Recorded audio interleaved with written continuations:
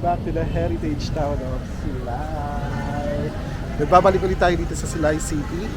Nag-travel kami from Bacolod City like wala pa 30 minutes ang travel time namin. Sumakay kami sa Ceres North Bus Terminal. Ano sinakay natin bus? Di ba? Hindi ko na lang yung signboard. Pero magtanong na lang kayo doon sa mga information ko doon, sa mga driver. Sabihin nila kung anong bus na sasakyan ninyo, kung saan dadaan ang Silay. Ang pamasahe ay 25 pesos. Mas tipid siya kaysa mag-grab kayo. So pwede nyo siyang i-side trip from Bacolod. Tapos dito pwede kayong maglakad-lakad lang. Kasi lapit-lapit lang naman yung mga tourist spot tsaka yung mga old churches, mga pasyalan. Tapos dito yung park. Dito kami sa Silay City Park. Tapos sa harap lang nila, ito yung Cathedral de San Diego de Alcala. Papasok tayo dito yung first spot pupuntahan natin. Guys, iba ito yung cathedral. Sabi ko, sa likod niyo may signage sa I Love Silay. Ito yung park. Ito yung makikita nyo. Malawak siya. Ayan, pwede kayong magpahinga dyan. Ang presko. Tapos ang tataas ang mga punong to. Oh. Millennium tree. Kasi matatanda na yan, no? Na-preserve pa rin nila. Sa gitna ito yung may fountain. Ayan. Tapos dito may statue ni Rizal. Tapos yung mga churches dyan.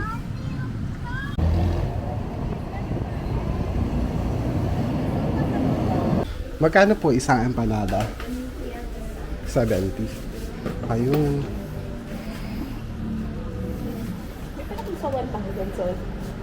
Dito sila nagluluto. Dito yung lutuan nila, no? Ito yan. Empanada. Buti nakaabot tayo. Nung last time kasi di kami nakaabot. Ayan, ang dami pa silang bagong luto. Guys, nakabili tayo empanada. Tara, mabuha na tayo. Ang taas. Pero malamig, no?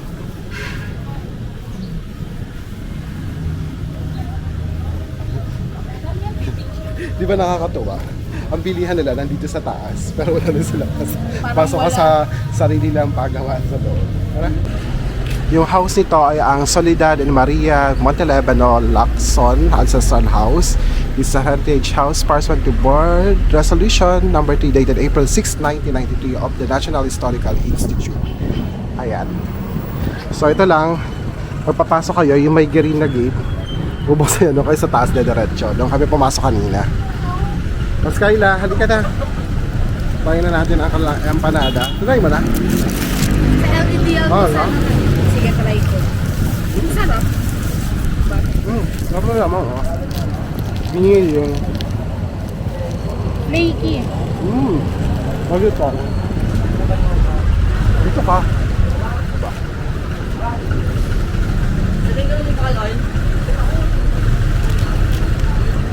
May patatas, may pasas. Ano ba? Saging. Ay, saging. Itlog. May karna. 80 pesos isa. Paluluto lang. Nung last time punta kami dito, di kami nakakahabol. Para kapag Pampalaman sa Shanghai. dito ka. Malaman nga. Oo nga ito. Mamaya nga. Good. Punta kayo dito mga umaga kasi pag hapon, nauubos agad siya. Yung nandun doon kay na ate, marami-rami pa rin naman pero tanghali na. Mainit-init pala, no? Mainit ka talaga. Mainit din ang weather ngayon dito. Tara? Kasi tayo sa next food trip dito sa El Ideal. Ito guys, so malapit lang siya. From there, from Emma Lacson, ito may BPI dito. Ito yung bako ng BPI. Tapos, ito na ang El Ideal, a family legacy of Silay Original Bakery. Dito tayo susunod. Lakad lang kayong konti. Yan na. Let's go! Okay, tara. Pasok tayo. Bibili tayo ng guapol. Guapol? Ay, marami pa. Ito yun ba? Ito yun? Magkano guapol? 60 lang pala. 60 guapol. Yan, 60 isang slice, tapos 3.90 whole. Try muna natin isa. Pag nagustuhan natin, bili ka na lang. Waffle lang. Waffle. Tapos, ano pa meron dyan? Kasaba cake meron din sila. Ano to ah? Egg pie? Ito na yung restaurant nila oh. Malamig na, may aircon. Sa inis sa labas, so saktong-sakto. Pasok kayo dito, magpahinga kayo, mag-chill kayo, order kayo ng mga pastries nila. Tapos merong mga short orders din sila dito ng mga may pasta din, may bihon, may pansit molog, isado, yung mga ganyan oh. Andun yung menu nila, reasonable naman yung price, hindi naman siya mahal. May mga burger yan, ano, LED yan. So guys, ito yung hinihintay natin guwapol na hindi natin natikman last time. Ito, order kami isang slice. Tapos, ito raw ay, must try din dito ay lumpia. Lumpiang sariwa daw to, pero tingnan natin kung ano yung nasa loob nito. First natin ay try itong guwapol na pinagmamalaki ng LDL. Tara, let's go.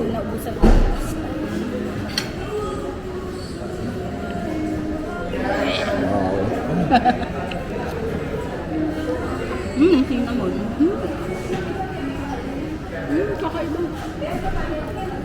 Guwapol, so ba yaman? Yung malaking apple. Malaking guwapol tawag kasi doon. Ba't yung apple siya? Guwapa apple. Yun yung tawag sa malalaking guwapol. Parang dati daw madami kasing guwapol dito sa ginawan nila ng pie. Yun daw sabi ni Kayla. Sabi lang nila. Trivia. Sabi nila. Sabi mo. Ang galing nga ng concept nila, no? Ang galing. Kakaiba. Kasi ano siya, ano talaga, malaking bayabas. Guwapol. Guwapol. Akala ko apple na tapos guwapa. So, yung malaking bayabas lang siya. Yung nakikita natin na malaking bayabas, yung top. Marami daw kasi mga fruits na ganun dito dati. So, yung ginawa nila, para hindi syempre matira, di ba? Ginawa na nila ng pie. Since yung Negros naman, di ba? Kaya mas sila sa sugar. Ginawa nila ng pie. Ginawa nila ng pastries. Kakaiba siya. Kakaiba. At may cinnamon yun. Cinnamon. Nakala ko may nuts. Wala din. Pero nasa ibabaw.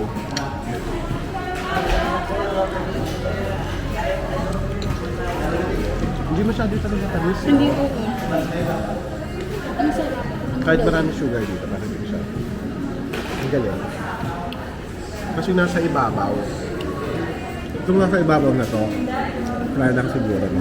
Parang butter cookies na dumulog na yun. Tsaka may mga ano siya, may mga buto-buto pa rin sa loob. May buto. Lumpia naman tayo, try natin lumpia. Yan lang. Tingin ko na. Ako gabi ko. Para makita mo yan. Sige, tingin natin. Okay. Maganda loob. Ayan loob. May egg ba? Parang ito, itlog ba ito? Ayan. Anatomy ng lumpia. Tingnan natin. Baka ano ba? Ubod. Ubod. Hindi matamis.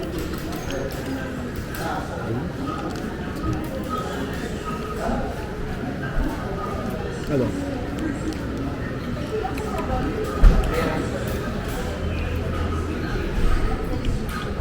Tamis. Anong dessert? Pero hindi. Ang dessert ba? Savor. Hindi. Pero savory naman siya ng matamis. Malambot yung balot niya. Hindi na kailangan ng Wrapper. sauce. Oo, di na kailangan ng sauce kasi matamis na siya. Kamayin na lang natin para buo.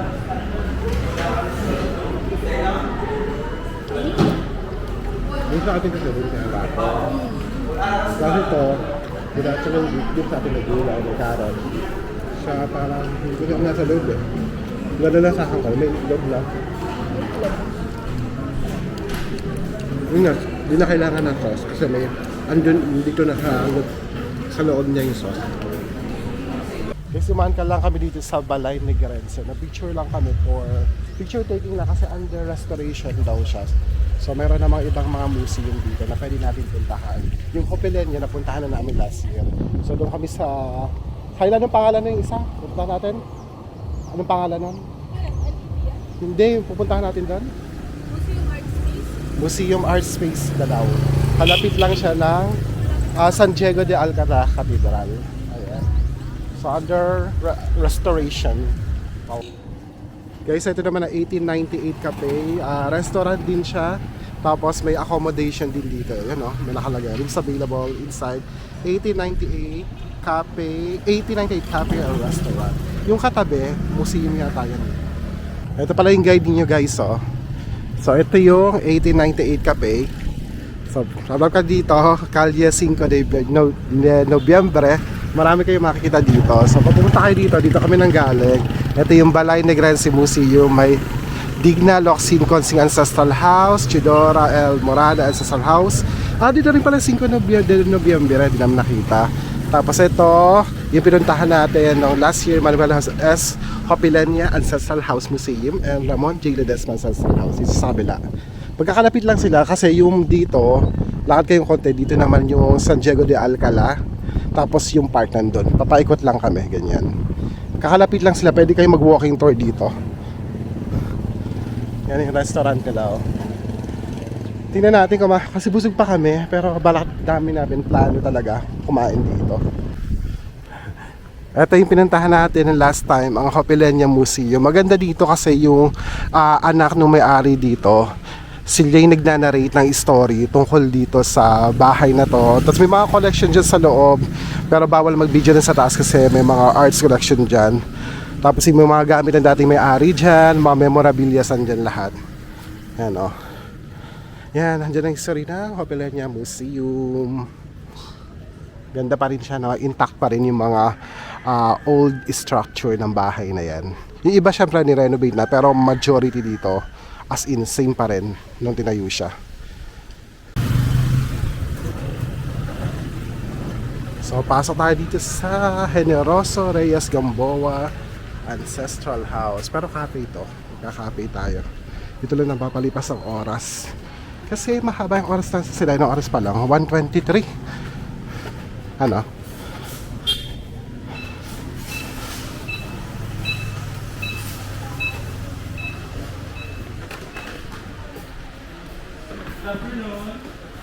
No po. Come on, sir. Wala po. Walk-in lang? Walk-in.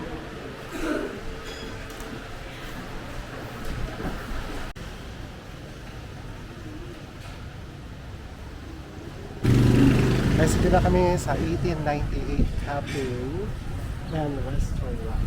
Ayan. Parang siyang lumang bahay natin. As in, lumang bahay na kami natin sa Gilhana. Tapos mag-ginawa, tapos malaki yung bintana. Kasi talaga yung makalumang bahay, mga sinaunang bahay talaga. Tapos pag doon, no, makita yung mga kapitbahay mo, ganyan, no? Yan, sa mga street, kitang-kita ka. Tapos yung laking barangilya. Yan ba? Tapos nagtingin kami ng menu nila, hindi naman siya masyadong kamahala kasi pag sa labas, pili mo talaga, siguro kakainin dito, fine dining, pero hindi naman. Magkano na, may nakita kong burger, 200 plus lang. Tapos meron silang good for 4, tapos meron tatlong ulam ata yun, tapos may ginisa, may kanin, nasa 1,100 pesos. So pwede na kayo kumain dito, magkano yan, ito 250 to 80 lang kayo. Tapos yung shake, magkano yung shake? Mga shake dito. 130. Tapos mga coffee na ice coffee, 110 to 130. Mas mura pa nga compare sa Bacolod ng mga ice coffee. Reasonable. Ayun na kasi order natin. Nag-shake lang kami, di na kami kasi busog-busog pa kami. Pero yun, pag gusto nyo kumahan na tayo mga pagkain dito, okay din siya. Reasonable presyo. Dito yung hindi mabubuta sa bulsa. Kasi dito pa mga restaurant. Yan ang shake natin. Yan na, shake namin. Init kasi sa labas kaya nag-shake na lang kami. Mango shake. Tapos sa akin ay watermelon shake. Yan lang aling kakainin ngayon. Ay, nakaganto pala.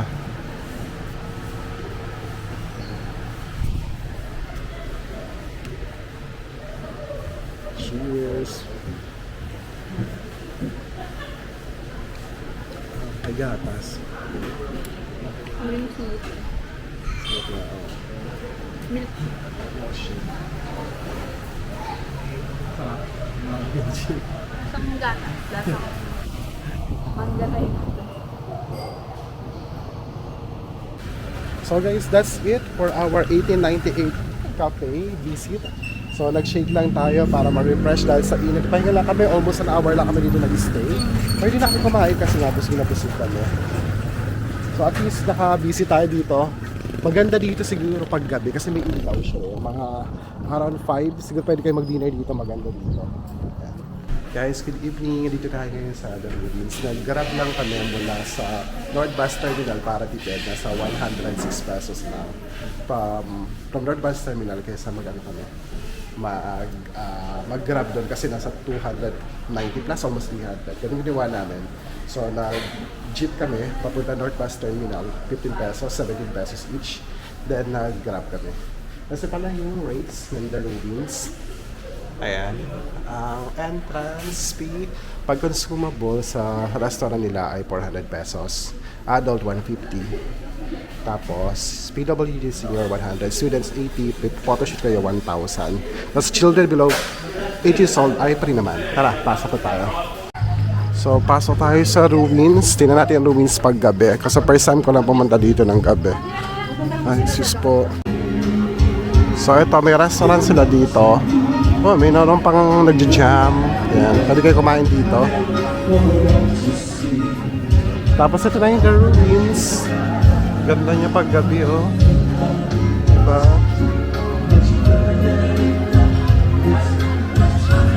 Happy Valentine's. May nagde-date dyan.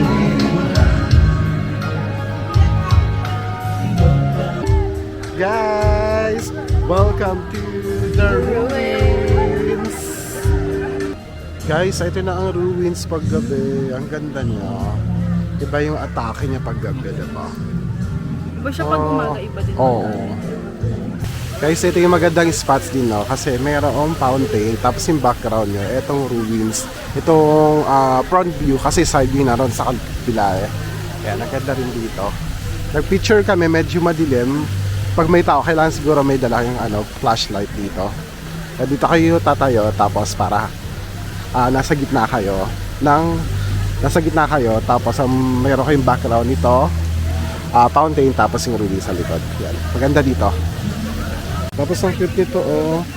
Meron sila kuya dito, may pa-flower sa upuan. May backdrop nyo ang ruins. Ganda din.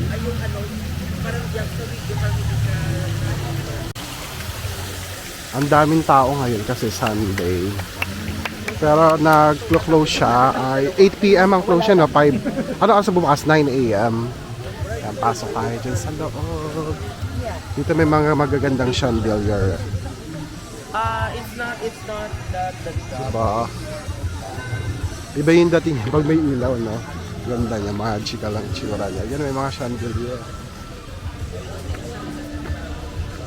Tapos dito, may showroom sila doon. Tapos, may video presentation para sa history itong mansion na to.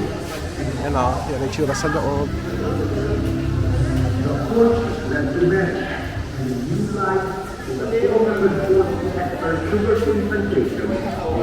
Ayun o, naririnig nyo? Ayun, nagnanarate tungkol dito. Ito pa.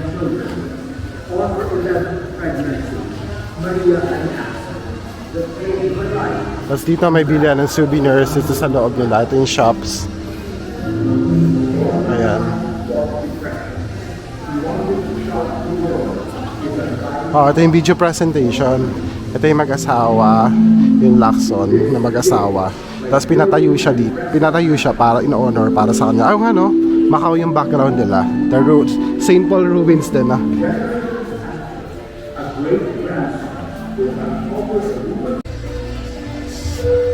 Napakita ko lang yung hallway dito. Maganda rin kasi dito mag-picture. Ayan. Marami pa yung mga photo spots dito. Pero kanya-kanya yung diskarte. Para makakuha kayo ng magandang angulo. Ito pa. Picture na natin si Kyla. 1, 2, 3.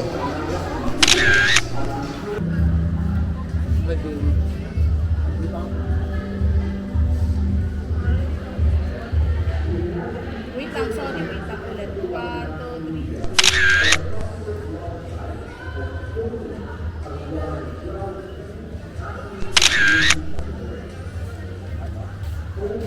3.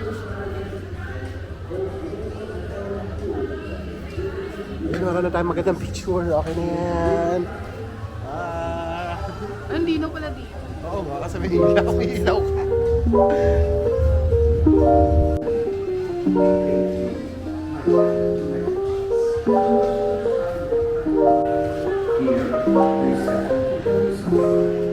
Okay, picture na naman natin si Kyla dito sa kanyang iPhone 15. 15 ba to? Yan o, ganda naman dito. Go! May flash siya, no? Pero maganda kung maganda yung ano nyo. Camera nyo dala. Pak! Ganda! Oh, di ba? Pakita ko sa inyo yung picture na. Ayun sa'yo na lang. Ayun sa'yo. Oh, malinaw. Pwede na pang gabing picture. Yan, guys. Oh. Yung mga shots ni Skyla. Yan. Ganda, diba? Ganda, di ba?